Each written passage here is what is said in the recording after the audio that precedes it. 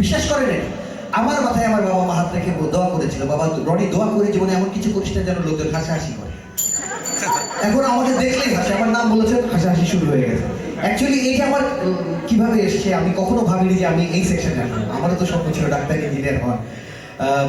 এইটাকে না, আমি স্টুডেন্ট খারাপ ছিলাম তার, আমি ফার্স্ট বয় ছিলাম, আমার জন্য হাত তালি দিতে পারেন সব ইঞ্জিনিয়ার। এত স্যার ওইটা আমার ক্লাস 1-এ ভর্তি হচ্ছিল জীবনে একবার। ঠিক আছে, জানি না, আমি কিন্তু বুয়েটে পড়েছি, জানতেন না? একটা হাত তালি আমার জন্য, থ্যাংক ইউ। আমি চান্স পাইনি, আমি বই নিয়ে গিয়ে ওখানে পড়েছি। দাঁড়াও, তুমি দাঁড়াও, তুমি একে দাঁড়াও। পরীক্ষা দিতে ভয় পাও, আমাকে দেখে শেখো।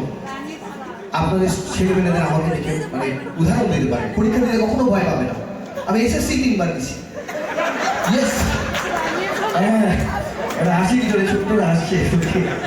আমি অনেক ট্যালেন্টেড স্টুডেন্ট ছিলাম, তবে একটা এটা না বুঝলে ভাববে যে যারা গভর্নমেন্ট স্টুডেন্ট তারাই বুঝি ফান করে। তোমাদের ইন্সপিরেশনের জন্য আমি একটু বলে রাখি, আমি আমার লাস্ট পরীক্ষায় A+ পেয়েছি। এবার হাততালি দিতে পারি সবাই, থ্যাংক ইউ। আমার রক্ত পরীক্ষায় রক্তের গ্রুপে A পজিটিভ এসেছে।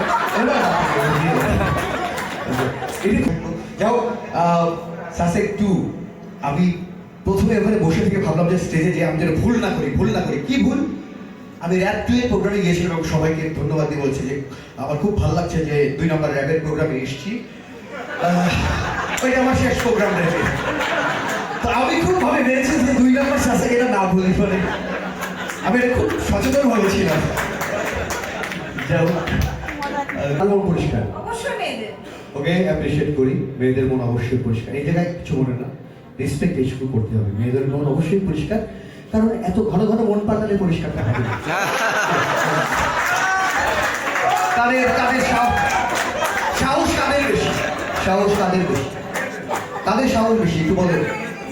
মেয়েদের ছেলেদের এবার উনি ভাবছে সব এবার ছেলেদের দিয়ে দাও, একজন ঘুরেছে সবাই এইবার আবার ঘুরে গেছে। সাহস মেয়েদের একজনই বেশি, কারণ দেখে বিয়ে করতে যখন যায় ছেলেরা কয়জন যায়? বাপ দাদা 14 গোষ্ঠী নিয়ে যায়, মেয়ে একা চলে আসে। এসব পুরো বাড়ি দখল। এই দেখেন, আমি একটু বলি, আচ্ছা আপনারা তো ইঞ্জিনিয়ার, বুয়েট থেকে এসছেন, ভাবি কোথা থেকে? ভাবি ঢাকা ইউনিভার্সিটি। আচ্ছা, তারপরে আপনার ওকে, আপনার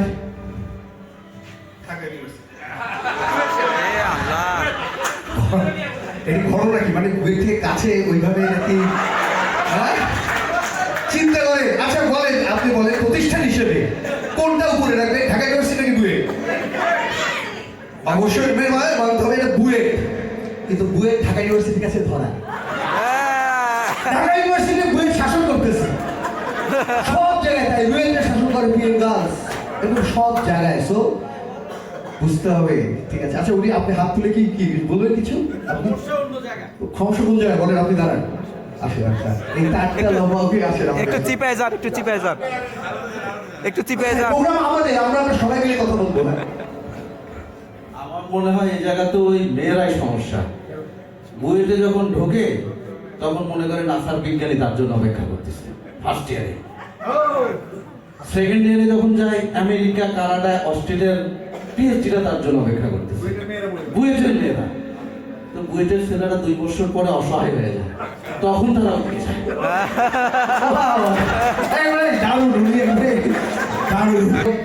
হ্যাঁ, ইডেনের কেউ হিডেনে থাকতে পারে, ইডেনের এখানে কেউ নাই। কারণ হচ্ছে আমি একটা গোপন তথ্য জানি যে এই ইঞ্জিনিয়ারিং মানে বুয়েটের যারা, তারা কিন্তু প্রেমে কিন্তু ইডেনে, কিন্তু সে থাকতো হিডেনে, কিন্তু নিয়ে আসছে আমার ঢাকা ইউনিভার্সিটি। আচ্ছা, এটা পারিবারিক প্রোগ্রাম, কারা আমাকে বলেছে ফ্যামিলি প্রোগ্রাম, কারা বউ নিয়ে আসছে? একটু হাত তুলে প্লিজ কাইন্ডলি, 1 2 3 4 কথা বলছে। কারা বউ নিয়ে আসছে? হাত তুলে 1 2 3 হাত আমার। কারা নিজের বউ নিয়ে আসছে? হাত তুলে। স্যার হাত কম স্যার, আমার দোষ দিয়ে না, হাত কম। ওকে, বাচ্চা কাচ্চা নিয়ে আসছে অনেকে। ওকে, এটা আমি আপনার গান কিন্তু ভালো লাগছে আমার, থ্যাংক ইউ। বাট এইটুকু খারাপ লাগছে, আপনি নিচে যখন গেলাম উনি এসে আমার সাথে হ্যান্ডশেক করতেছে। আমি বললাম যে হঠাৎ করে হ্যান্ডশেক, আমাকে চিনেছেন? বলে না, ওয়াশরুমে টিস্যু শেষ নাই। একটা প্রশ্ন, কেন বলে জামাই আদর শব্দটা আছে না, বউ আদর শব্দটা নাই কেন? জামাই আদর এটা কেন? এটা আমারও কমপ্লেন কেন হয়? কারণটা হচ্ছে কি জানেন, জামাই আদর, জামাইদের শ্বশুর শাশুড়ি খুব আদর করে।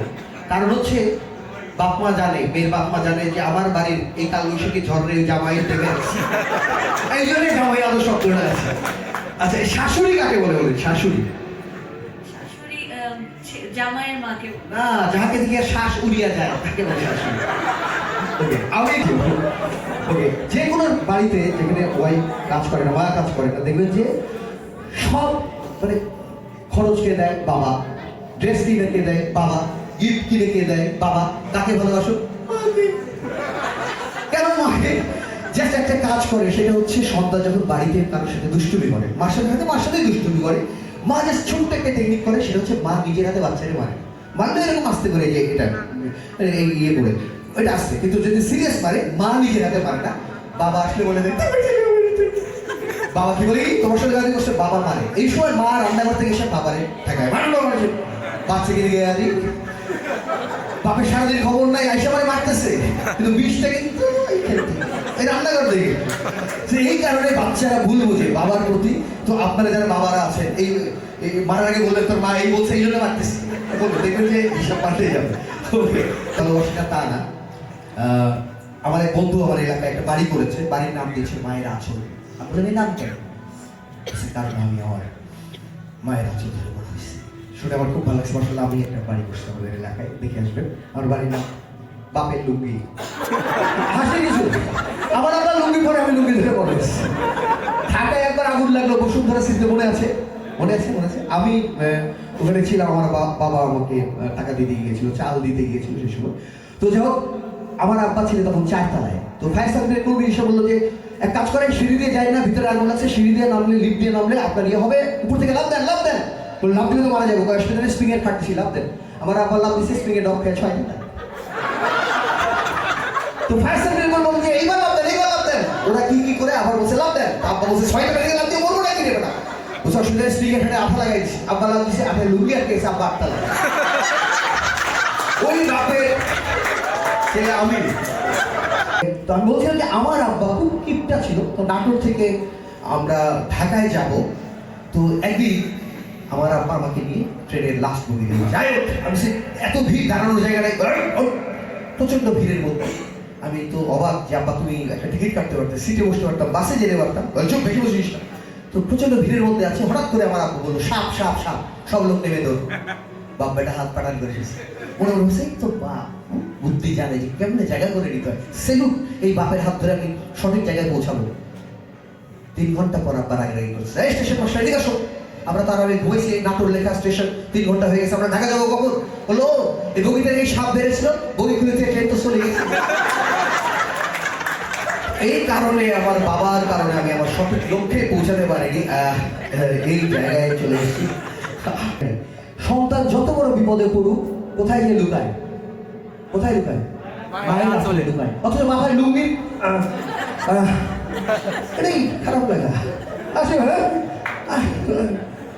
আমি যেটা বললাম যে নিজের মাকে যতটুকু ভালোবাসবো, ওদের মাকে ততটুকু ভালোবাসবো, নিজের সন্তানকে আমি যতটুকু ভালোবাসবো, অন্যের সন্তানকেও কতটুকু ভালোবাসবো, নিজের বউকে যতটুকু ভালোবাসবো, অন্যের কতটুকু ভালোবাসবো না। উনি কি খুশি হয়েছে, হাত তালি দিচ্ছে। উনি কি খুশি, কেউ হাত তালি, উনি ভাবি হাত তালি দিচ্ছে। যা তুমি আমাদের সফল বাঁচিয়েছ। হ্যাঁ, সহজ মানে কি? দেখছেন, আমি এতদিন মনে করছি সহজ মানে সজীব ওয়াজের জয়। Sorry my mistake. এই যে এই নির্বাচনে আপনারা জানেন সর্বোচ্চ পাওয়ার হিসেবে কি ব্যবহার করবে জানেন? এবার নির্বাচনে আপনারা জানেন কি? জানেন না? আগে তো সর্বোচ্চ পাওয়ার হিসেবে ব্যবহার করতো আর্মিদের, কিন্তু দেখলো যে এইবার একটু নাশকতা হতে পারে, সর্বোচ্চ পাওয়ার হিসেবে ব্যবহার করছে আনসারদের। ভয় পাইলে আনসারদের পায়। কেন সর্বোচ্চ পাওয়ার আনসার? কারণ হচ্ছে আনসাররা যেখানে গুলি করে তার পাশের দ্বারে লাগে। এই জন্য আমি কাউরে ভয় পাই না, আনসারদের ভয় পাই। এবং আপনাদের বলে আনসার হইতে সাবধান। আচ্ছা, আপনি একটু দাঁড়ান, এখানে তো সবাই অন্য লোক। আপনি তো শীঘ্রই আমার এলাকায় বিয়ে করেছেন। হ্যাঁ, ভাবি কেমন? মানে ভাবি কি আপনার মতোই একটু নাকি খুবই হালকা পাতলা? খুবই হালকা পাতলা, খুবই যদি তাই হয় তাহলে আপনি সাবধান থাকবেন, আপনাকে পুলিশ গ্রেফতার করতে পারে। সত্যি কথা বলতেছি, কারণ বাংলাদেশে এই যে আপনার রোডের কিছু রুলস আছে, এই রুলসটা আপনারা এটাকে সতর্ক করে দিবেন। কিছু রুলস আছে, সেটা হচ্ছে হালকা ব্রিজের উপর ভারী যানবাহন এটা নিষিদ্ধ।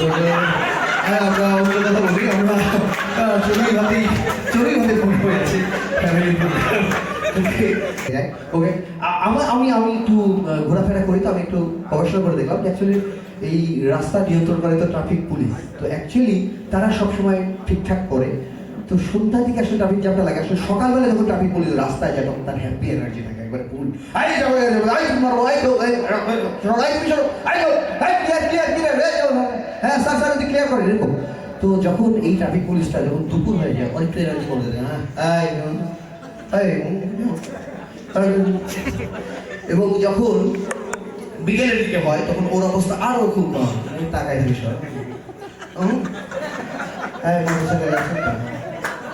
আমি যাবো কেন, তুমি এসে দেখা। এবং সন্ধ্যার আগে শুধু তাকাই থাকে।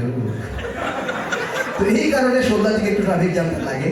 তো আমি ভাবলাম যে আপনাদের এই বিকেলের দিকে বা একবারে শেষের দিকে ট্রাফিক জ্যামটা লাগে কিনা। তো যাই হোক, সবাই খুব চার্মিং আছেন। তো এই ফিলিংস, এই ভালো লাগা থাকতে থাকতে আমার মনে হয় যে শেষ করা উচিত। আপনাদের খুবই ভালো লাগলো যে আপনাদের সামনে কবিতা পারফরমেন্স করলাম। একটা জোরে হাততালি। Thank you. আবার কোনো